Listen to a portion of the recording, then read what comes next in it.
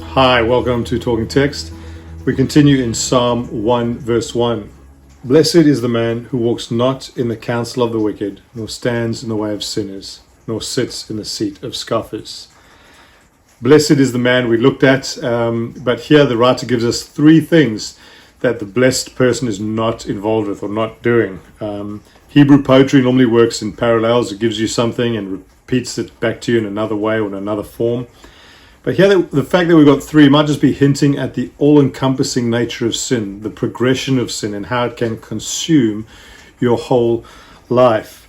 And this progression seems to go from thinking, he walks in the counsel of the wicked, he's receiving counsel and ideas, to behaving in the way of sinners. So it moves from thinking to behaving. You begin to act on those thoughts and ideas.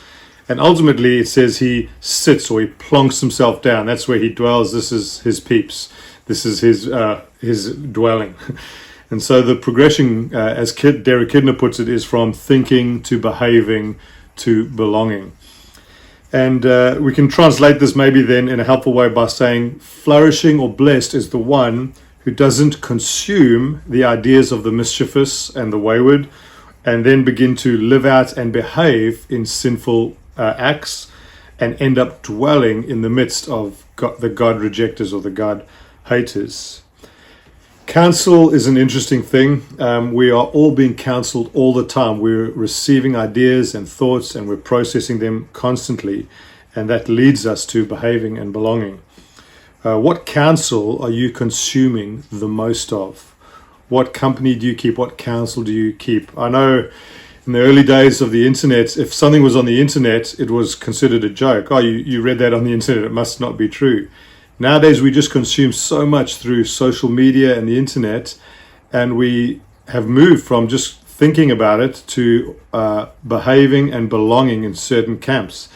This is just the progression of our thought ending up as our behavior and our belonging.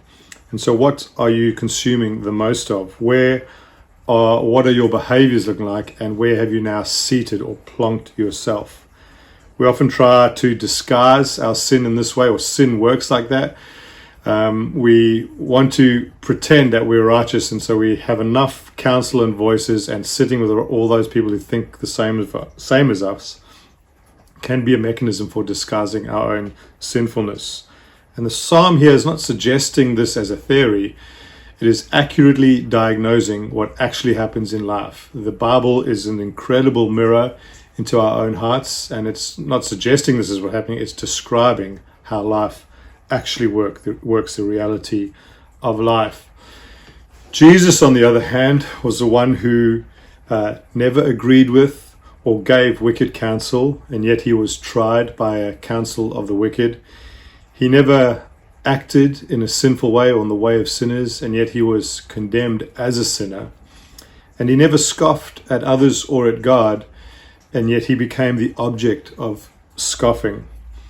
And Jesus is that perfect example of the one who walked in all of God's ways.